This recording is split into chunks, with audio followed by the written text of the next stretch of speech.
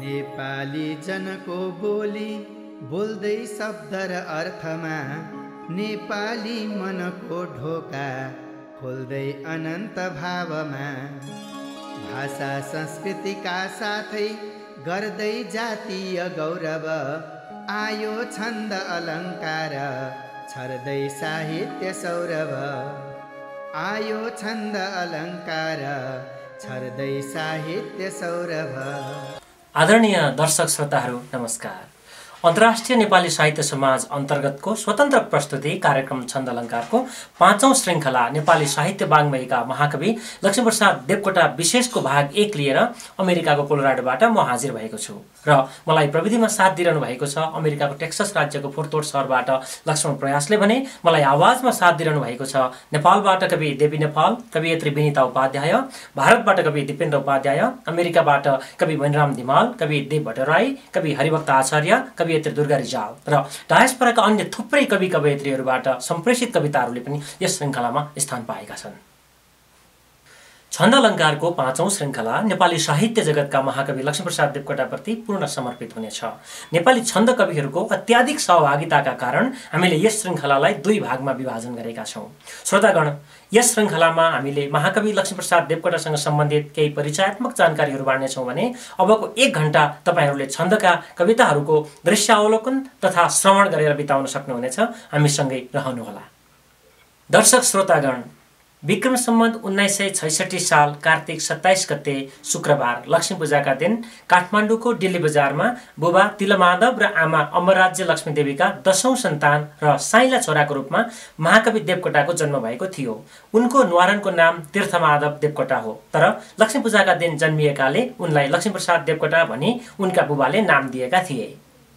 7 छोरी र 4 छोरा भएको उक्त विपन्न वर्गीय देवकोटा परिवारको आर्थिक अवस्थाका विषयमा साहित्यकार नरेन्द्रराज प्रसाईले 18 वर्ष अनुसन्धान गर्नुभएको कृति देवकोटाको जीवनशैलीमा महाकवि देवकोटाका निजी, पारिवारिक, सामाजिक, साहित्यिक र विविध पक्षहरूलाई उल्लेख गर्नुभएको छ। पारिवारिक आर्थिक सङ्घर्षका बावजुद पनि विलक्षण प्रतिभा भएका तीक्ष्ण बालक लक्ष्मीप्रसाद देवकोटाको बाल्य जीवन सङ्घर्षशील, ओजस्वी र शैक्षिक रूपमा सफल रहेको पाइन्छ। त्यसो त दर्शकवृन्द, बालक लक्ष्मीप्रसाद देवकोटाले 10 वर्ष नपुग्दै नेपाली कविता लेखनमा कलम चलाउन सुरु गरिसकेका थिए। अहिलेलाई यो प्रसङ्ग यति नै। अगाडि प्रस्तुत छ कवि प्राध्यापक देवी नेपालद्वारा रचित छन्द कविता कृति माटो र मुटु 2067 बाट साभार कविता एउटा पत्र देवकोटालाई। एउटा पत्र देवकोटालाई। हे स्रष्टा युगका अनन्त दिलका, हे शब्दका सागर, एउटा पत्र पठाउँदैछु अहिले, स्वीकार होस् आदर। धेरै वर्ष बिते फिरेन जनको त्यो मानवी भावना, यात्री झैँ बुइमा चढेर अहिले खोज्दैछ देउता नयाँ। त्यस्तै छिन्ने मुना बिलाप घरमा, उस्तै छ अहिले पनि, लासा हैन कतारमा मदन छन् फर्केन गोरे पनि।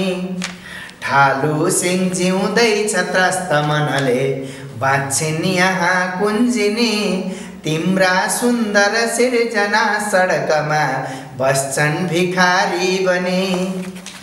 आगो चोर्न गयो उठेर प्रमिथस, आफै खरानी भयो, त्यागी बन्छु भनी अनङ्ग सुरियो, आफै बिरामी भयो। खोला छेउ सुलोचना पनि यतै चाल्छिन् अरे बालुवा, घुम्दै आज शकुन्तला बन बनै खोज्छिन् नयाँ पालुवा। औँठी भोटुरो कथा प्रणयको बिर्सेछ दुष्यन्तले, आस्था भङ्ग भयो दुख्यो मुलुकयो सम्झेन नेतृत्वले। बाख्रा बाघसँगै हुने मन छुने खै कण्वको आश्रम, कोठाभित्र छ त्रास बाघ नर भो, बैरी बन्यो आँगन।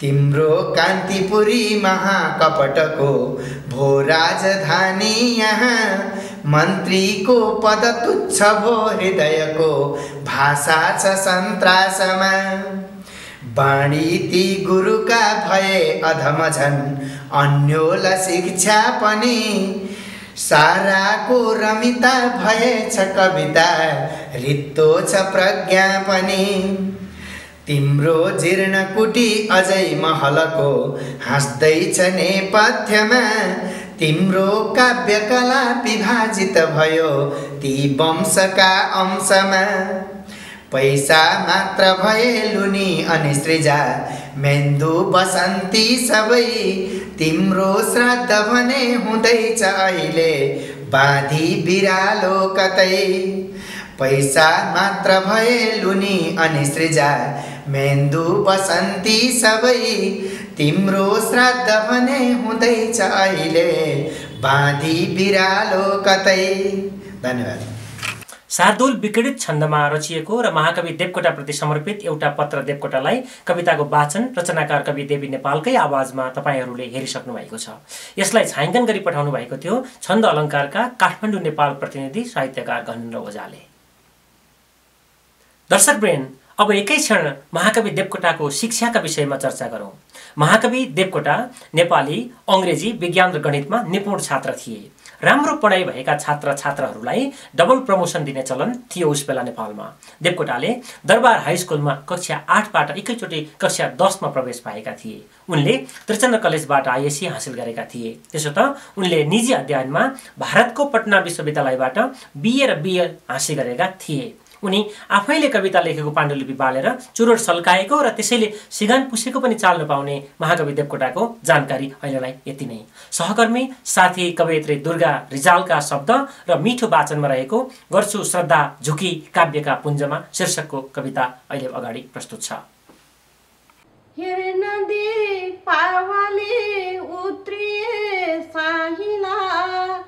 शारदा पुत्र लक्ष्मी भयो नामका ज्ञान लक्ष्मी उनी वित्तमा रित्तिए बुद्धि विद्या धनी दुःखमा जेलिए भन्दते जन्मने ठाउँको गल्ती भो जन्मियौ यही भूमि धन्य नेपाल भो पढ्नमा तीक्ष्णता लेख्नमा ऐरता पुत्र नेपालका सिर्जना व्यग्रता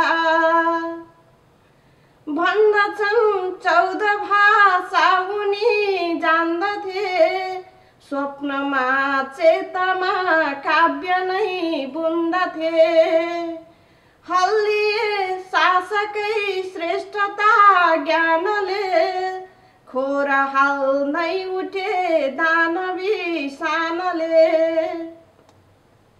झ्याउरे काव्यका अग्रणी साधक धूर्त राणाहरू निष्ठुरी बाधक काव्य पाश्चात्यको भाव गङ्गा भरी पूर्णता लेखमा बाधनो लोभरी भेला बाढी थियो काव्यका सर्जक काव्य भण्डारमा भिन्नता द्योतक उष्णता लक्ष्यमा चन्द्र उड्दैछुने देख्दथे लेख्दथे जो भविष्य हुने उष्णता लक्ष्यमा चन्द्र उड्दैछुने देख्दथे लेख्दथे जो भविष्य हुने उच्च थियो भावना दानको मन्दिर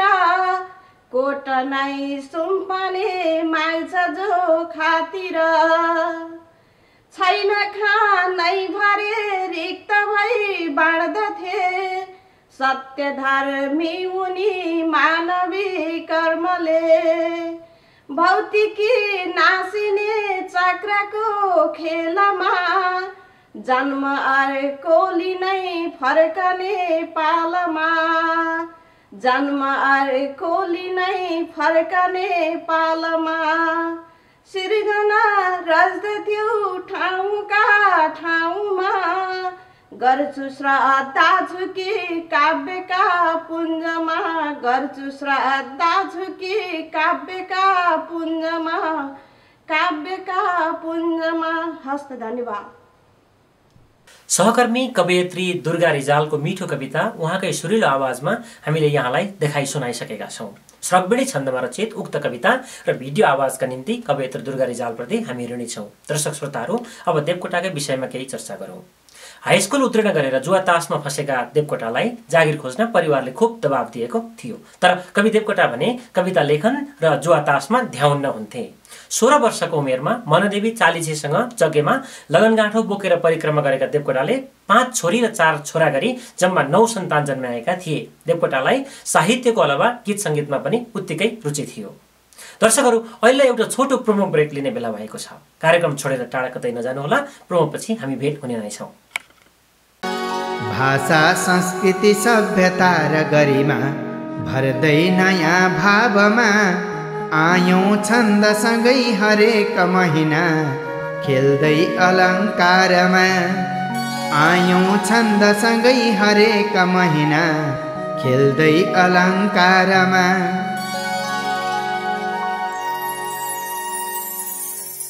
दर्शकहरू, प्रोमो ब्रेकपछि कार्यक्रम छन्द अलङ्कारमा तपाईँहरूलाई पुनः स्वागत छ। तपाईहरू अहिले अन्तर्राष्ट्रिय नेपाली साहित्य समाज अन्तर्गतको स्वतन्त्र प्रस्तुति कार्यक्रम छन्द अलङ्कारको 5औं श्रृङ्खला देवकोटा विशेषको भाग 1 हेर्दै हुनुहुन्छ। कार्यक्रममा साथ दिइरहेको छु म पुराना गरे कोलोराडोबाट र मलाई प्रविधिमा साथ दिइरहनु भएको छ लक्ष्मण प्रयासले। यस श्रृङ्खलामा तपाईँलाई हामी महाकवि देवकोटाका विषयमा केही जानकारी दिइरहेका छौँ। त्यसो त देवकोटाका विषयमा संसारका विभिन्न कविहरूले लेखेर पठाउनुभएका कविताहरू र देवकोटाकै कविताहरू पनि हामी यहाँहरूका निम्ति उठाइरहेका छौँ।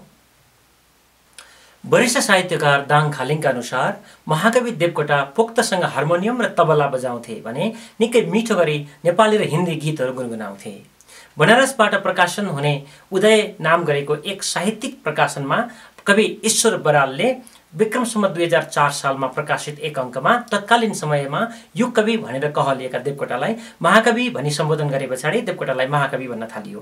देवकोटाले महाकविको उपाधि नेपाली साहित्यमा सर्वत्र चर्चा बटुलिरहेका बेला कवि सिद्धचरण श्रेष्ठले देवकोटाको युग कविको उपाधि मागेर लिन्छन् र उनी पनि नेपाली साहित्य वाङ्मयमा युग कविको उपाधिमा सदा सदालाई विराजमान बनेका छन्।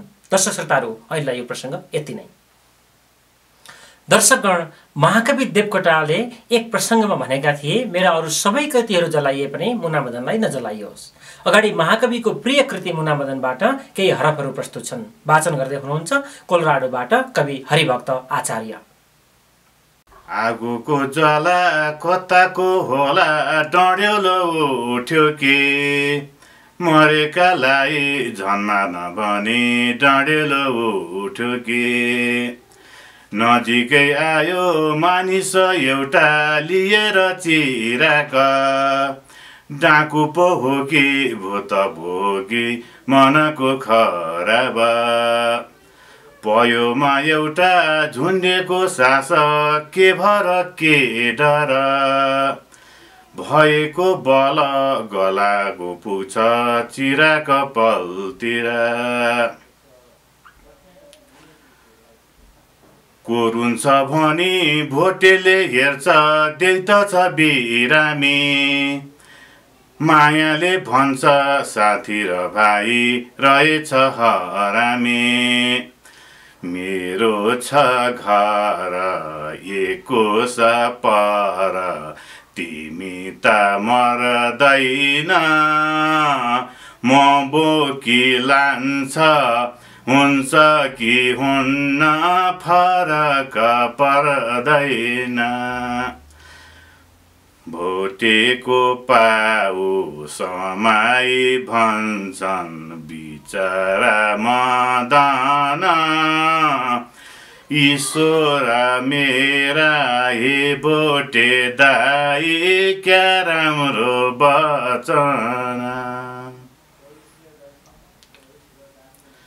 घरमा मेरी छन् बुढी आमा तिसे तै फुले कि घरमा मेरी जहान एउटी बत्ती झैँ बलेके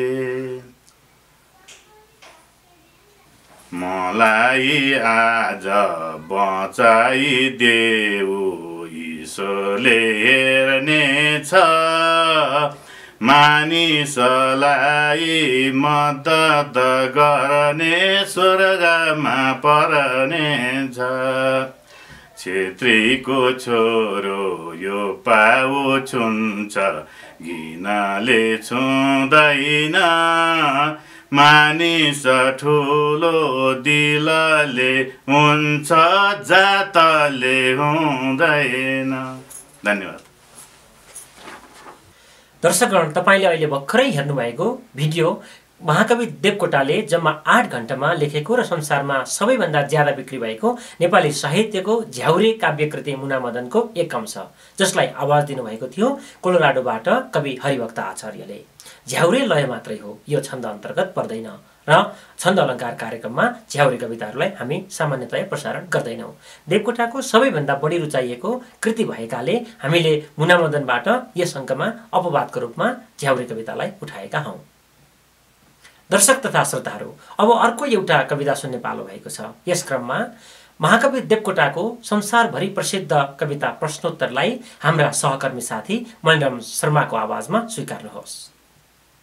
के हो अहो अमृत त्यो सूर्यदेव पान सच्चा कमाई गरी खानु भनेर जान खोज्छन् सबै सुख भनी सुख त्यो कहाँ छ आफू मिटाई अरूलाई दिनु जहाँ छ आफू मिटाई अरूलाई दिनु जहाँ छ पाइन्न शान्ति किन हो कुन ठाउँ मिल्छ तर्किन्छ त्यो रुख मनी जुन साथ मिल्छ देखिन्छ यी सकुन मन्दिरमा पसेर देखिन्छ यी सकुन मन्दिरमा पसेर तु हाँस शुद्ध मन आसनमा बसेर तु हाँस शुद्ध मन आसनमा बसेर यस्तो रहस्यमय जीवन बुझ्नलाई जानु कहाँ पढ्नु के गुरुको बनाई जानु कहाँ पढ्नु के गुरुको बनाई फुल्दो गुलाब बिच ज्ञान अनेक फुल्छन् उद्यानमा बस गई सब तत्व खुल्छन् उद्यानमा बस गई सब तत्व खुल्छन् कर्तव्य के छ जनको यति छन् विरोध कर्तव्य के छ जनको यति छन् विरोध नक्षत्र हेर नवमा दिल साथ सोध नक्षत्र हेर नवमा दिल साथ सोध के हो ठुलो जगतमा पसिना विवेक के हो ठुलो जगतमा पसिना विवेक उद्देश्य के लिनु उडी छुनु चन्द्र एक उद्देश्य के लिनु उडी छुनु चन्द्र एक उद्देश्य के लिनु उडी छुनु चन्द्र एक। धन्यवाद। भाषा संस्कृति सभ्यता र गरिमा भर्दै नयाँ भावमा आयौं छन्दसँगै हरेक महिना खेल्दै अलङ्कारमा आयौं छन्दसँगै हरेक महिना खेल्दै अलङ्कारमा।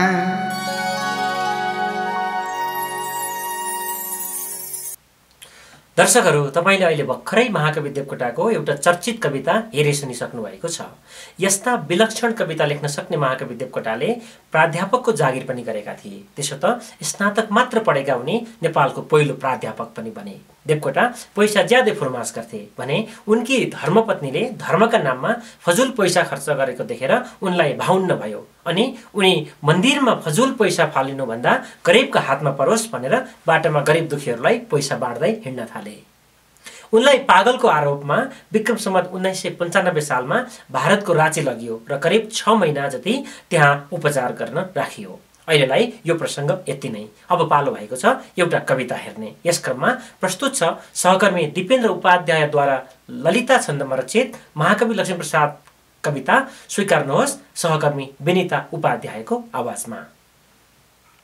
साहित्यभित्र दुनिया भए पनि साहित्य छैन दुनिया भए पनि साहित्यकै गगन चम्किने रवि लक्ष्मी प्रसाद कविकै महाकवि लक्ष्मी प्रसाद कविकै महाकवि आकाश बोल्छ सुनको बिहानवा लक्ष्मी निबन्ध पुतली सुलोचना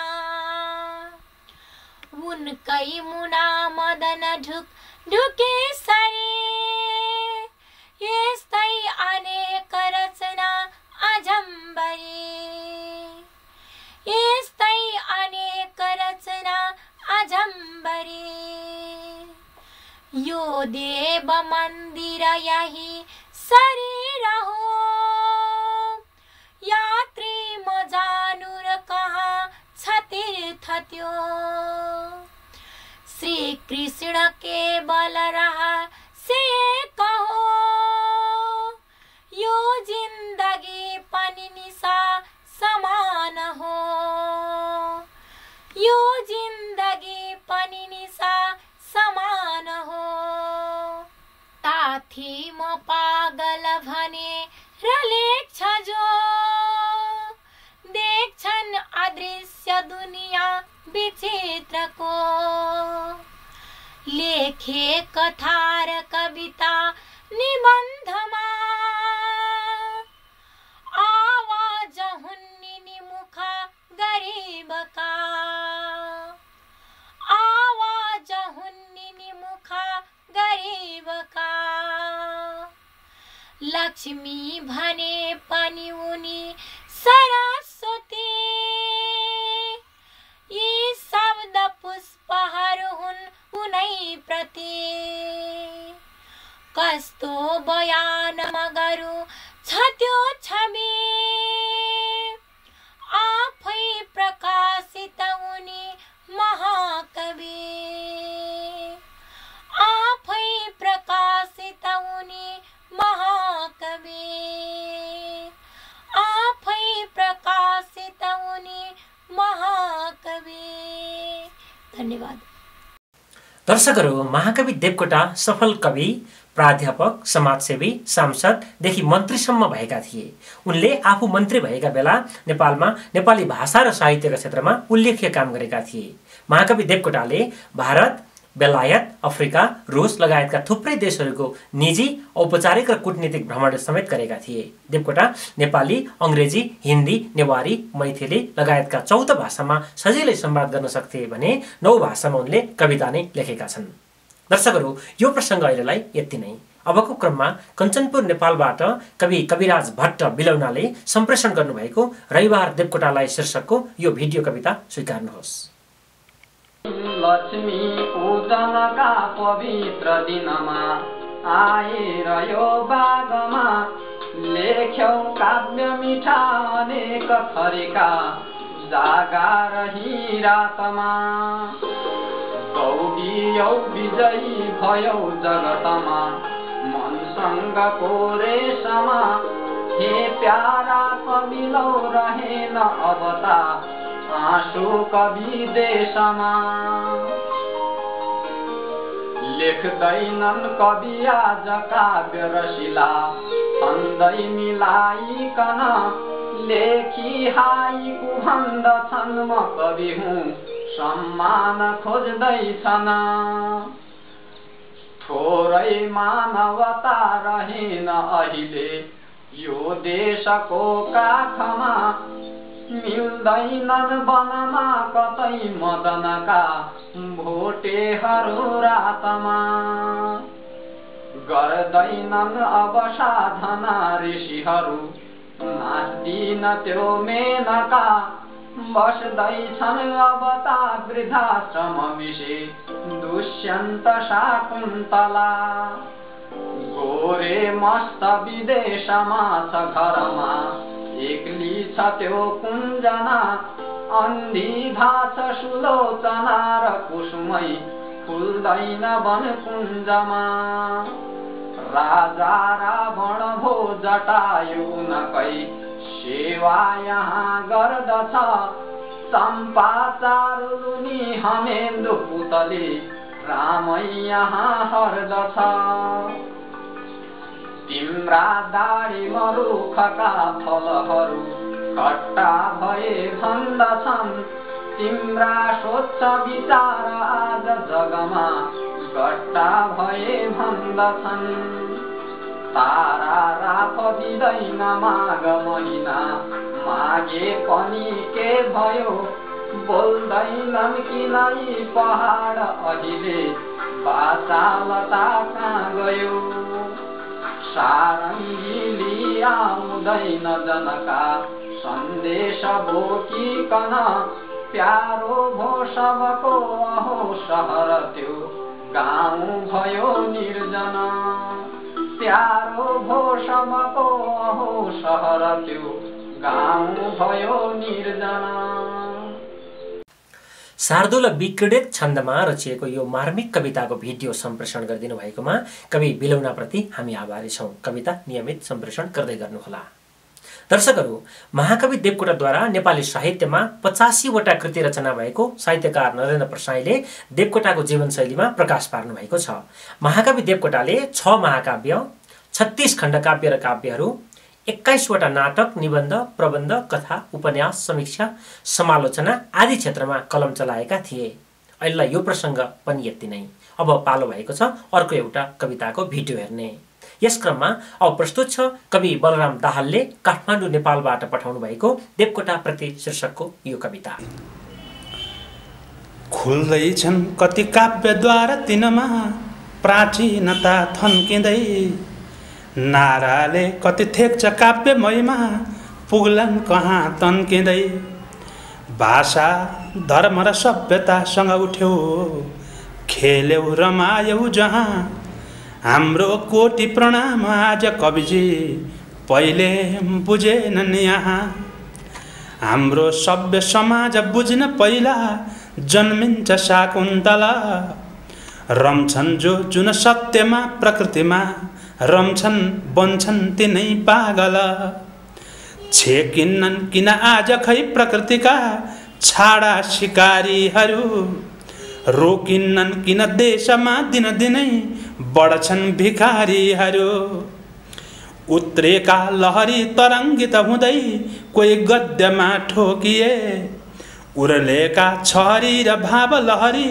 कोही पद्यमा पोखिए देखिन्छन् सहसा महाकवि कहाँ खोज्छौ कता हो कता धारा मानवता छ काव्य सरिता भेड्छौ दगुर छिन्त्यजता लेखेको अनि शब्दले पनि कतै हेरेर तरसामु छ बोलेको युगबोधले कति छिटै संसार दर्शामु छ छामौ छाम्न कहीँ कतै नसकिने प्राचीनताका छवि नापौँ नाप्न कहीँ कतै नसकिने जन्म्यौ अनौठा कवि हुन्छन् कीर्तन छन्दमा र कविता उड्छन् छुँदै कल्पना वर्षाका जलसृष्टि दृष्टि गहिरा स्वच्छन्दता भावना जान्छन् वाङ्मयकै गुथेर पगरी आँखा हुने चिन्दछन्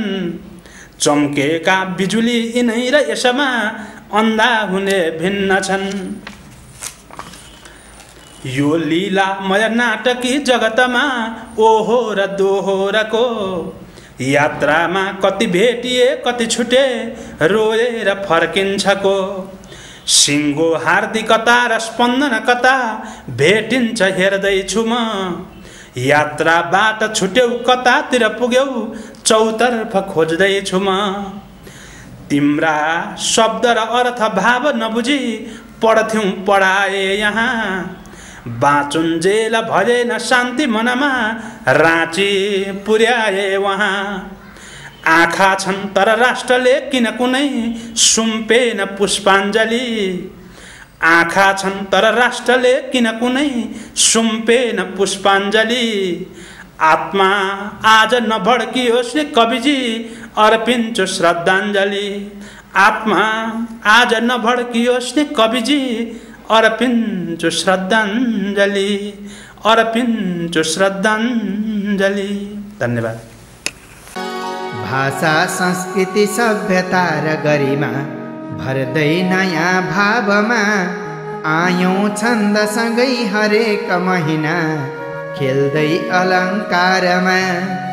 आयौँ छन्दसँगै हरेक महिना खेल्दै अलङ्कारमा।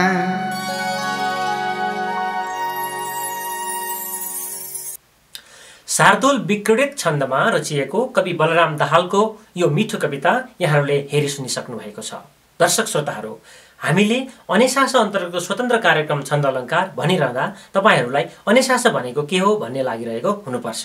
अगाडि अनेसासका विषयमा छोटो परिचयात्मक जानकारी दिँदै हुनुहुन्छ कार्यक्रम छन्द अलङ्कारका विशेष सहयोगी तथा अन्तर्राष्ट्रिय नेपाली साहित्य समाजका केन्द्रीय अध्यक्ष पदम विश्वकर्मा। नमस्कार। भाषा साहित्य कला र संस्कृतिको जगेर्नाले पहिचान जगाउँछ। भाषा साहित्य र संस्कृति हरेक जातिका पहिचान हुन्। अन्तर्राष्ट्रिय नेपाली साहित्य समाज विश्वभरि नै नेपाली भाषा र साहित्यलाई उजागर गरी नेपाली पहिचान कायम गर्न स्थापित एक राजनीति निरपेक्ष, धर्मनिरपेक्ष, लाभ निरपेक्ष साहित्यिक तथा शैक्षिक संस्था हो। अन्तर्राष्ट्रिय नेपाली साहित्य समाजको जन्मदिन सन् 1990 को विजय दशमी हो। डाक्टर विष्णु पौडेल, डाक्टर अमर गिरी, डाक्टर हरिहर प्रसाद भट्टराई, होमनाथ सुवेदी लगायत विभिन्न 20 जना संस्थापक सदस्य रहेको यस संस्थाको जनवरी 11, 1991 का दिन विधिवत आरम्भ गरिएको थियो। यसको लक्ष्य विश्वभरि नै नेपाली भाषा र साहित्यलाई उजागर गरी नेपाली पहिचान कायम गर्ने रहेको छ। संसारभरि छरिएर रहनुभएका नेपालीहरूलाई एउटै एकताको डोरी नेपाली परिचयलाई संरक्षण र सम्वर्धनका लागि निरन्तर आफ्नो सृजना गर्न, अध्ययन गर्न, कृतिहरू प्रकाशन गर्न, प्रकाशित कृतिहरूको समुचित वितरण गर्न तथा अनुवाद गर्न उहाँहरूलाई नेपाली भाषा, साहित्य, कला, सङ्गीतको अध्ययन गर्न लगाएर उत्साहित गर्दै लैजाने अन्तर्राष्ट्रिय नेपाली साहित्य समाजको प्रतिबद्ध रहेको छ। यसको उद्देश्यहरूमा नेपाली डायस्पोरामा नेपाली भाषा, साहित्य, कला तथा संस्कृतिको विकास गर्ने, नेपाली साहित्य लेखन, प्रकाशन र यिनको वितरण गर्ने, नेपाली भाषा, साहित्यको विभिन्न विधाहरूमा समय समयमा सेमिनारहरूको आयोजना गर्ने, नेपाली भाषा, साहित्यको क्षेत्रमा विशिष्ट योगदान पुर्याउनेहरूलाई कदर तथा सम्मान गर्ने,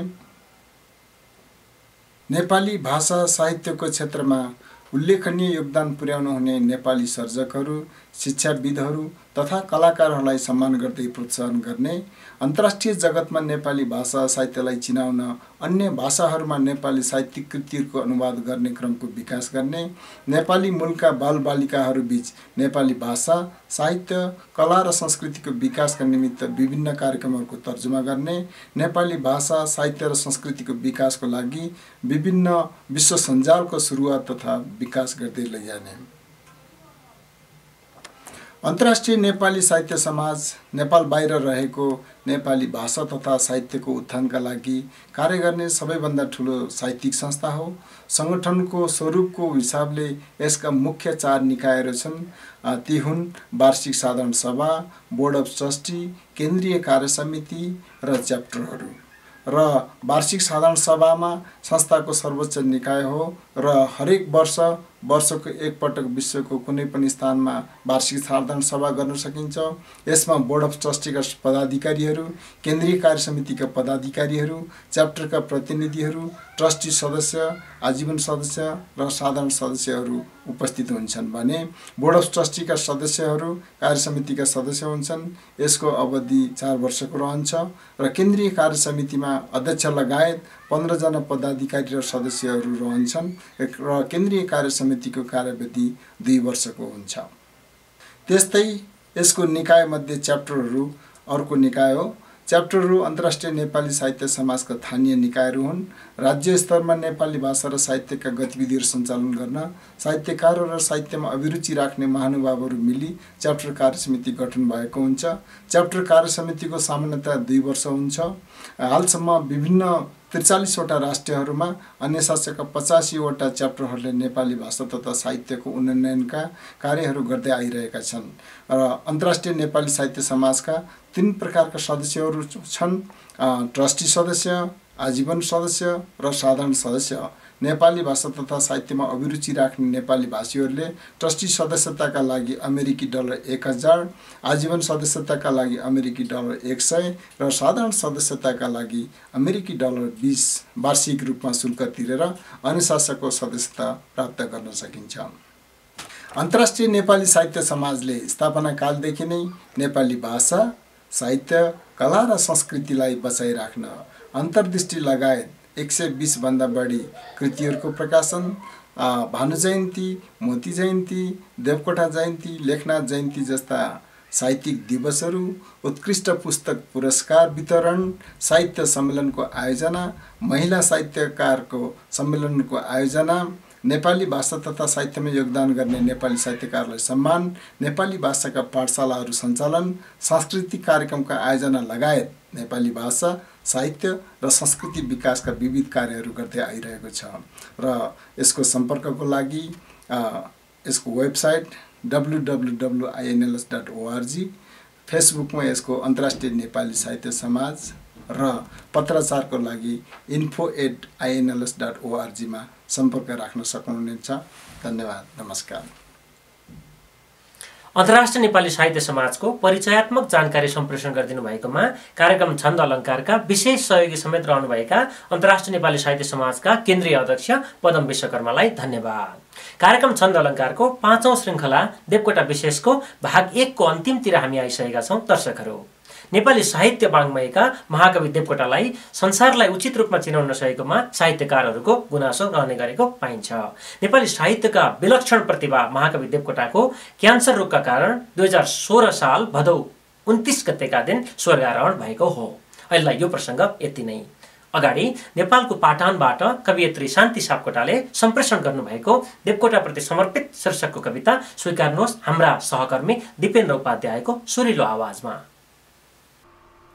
देवकोटामा समर्पित। नबस्न सक्छु यत्तिकै जपेर नाम रामको, नपुग्न सक्छु लक्ष्यमा चुमेर राप घामको, नपुग्न सक्छु लक्ष्यमा चुमेर राप घामको, न लेख्न सक्छु काव्यमा सुरम्य गान राघव, न भुल्न सक्छु गाथा यो सुरम्य तीर्थ माधव, न भुल्न सक्छु गाथा यो सुरम्य तीर्थ माधव, न थाक्न सक्छु जीवनी न भुल्न सक्छु सिर्जना, न बग्न सक्छु फाँटमा न भुल्न सक्छु तिर्सना, न बग्न सक्छु फाँटमा न भुल्न सक्छु तिर्सना, म हुन्छु भिर भिरमा फुलेर फुल मानव, सकिन्न भुल्न काव्यका सुगन्ध तीर्थ माधव, सकिन्न भुल्न काव्यका सुगन्ध तीर्थ माधव,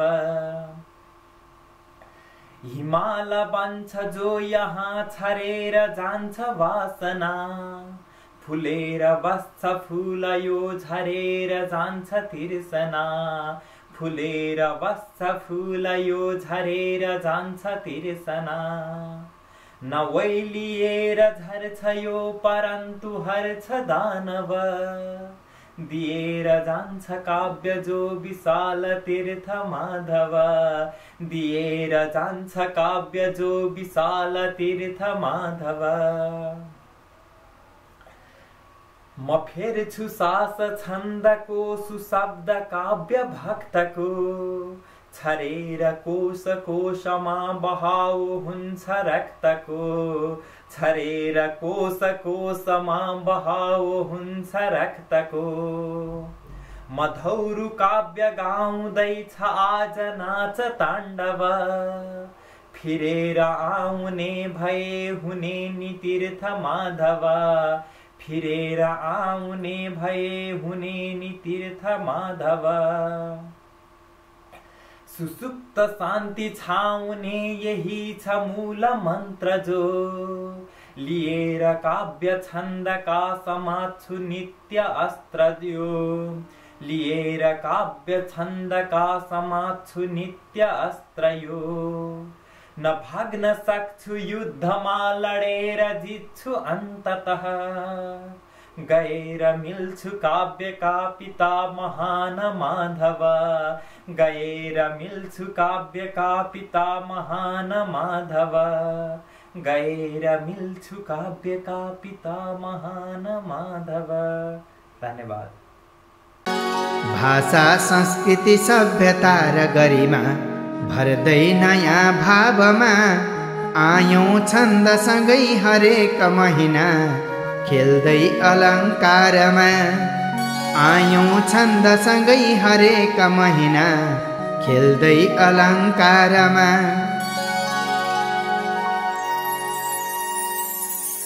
आदरणीय दर्शकहरू, पञ्चचामर छन्दमा रचिएको देवकोटाप्रति समर्पित कविता सम्प्रेषण गरिदिनु भएकोमा कवियत्री शान्ति सापकोटाप्रति हामी आभारी छौँ र आवाजका निम्ति सहकर्मी दिपेन्द्रजीलाई धन्यवाद।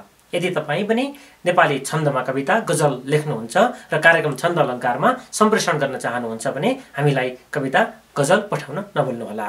यस कार्यक्रममा हामी छन्दका कविताहरू र छन्द बहरका गजलहरू प्रसारण गर्ने गर्छौँ। कविता पठाउने हाम्रो इमेल ठेगाना हो छन्दअलङ्कार@gmail.com। समादरणीय दर्शक श्रोतागण, अब हामी कार्यक्रमको अन्त्यतिर आइसकेका छौँ। हामीलाई प्राप्त भएका देवकोटामाथि समर्पित थुप्रै कविताहरू र देवकोटाका केही मार्मिक कविताहरूका साथ 5औं श्रृङ्खला देवकोटा विशेषको भाग 2 मा हाम्रो भेट आगामी साता हुने नै छ। जाँदा जाँदै हाम्रा सहकर्मी कवि देव भट्टराईका शब्द र आवाजमा रहेको शार्दूल विक्रीडित छन्दमा रचिएको देवकोटाप्रति शीर्षकको कविता छाड्दै छन्द अलङ्कारको प्रकाशन युनिट बिदा चाहन्छ। तपाईहरूको समय शुभ रहोस्। हवस् त, जदाऊ। नेपालीका हृदय भरि छौ धन्य लक्ष्मी प्रसाद नेपालीका हृदय भरि छौ धन्य लक्ष्मी प्रसाद प्यारा आँसु कवि भुवनका स्वर्गका दिव्यनाद लेख्यौ कस्ता सरस कविता काव्यधारा प्रवाह पढ्दै मिठो मसरी यसै निस्कने वाह वाह पढ्दै मिठो मसरी यसै निस्कने वाह वाह उठ्दा बस्दा हिँड्दो यहाँ गर्दथ्यौ जे तिमीले देख्थ्यौ सुन्थ्यौ जति पनि कुरा बोल्दथ्यौ जे तिमीले प्यारो लाग्ने नजरभरिका दृश्यलाई उतारी लेख्यौ गायौ सलल कविता सृष्टि नै छक्क पारी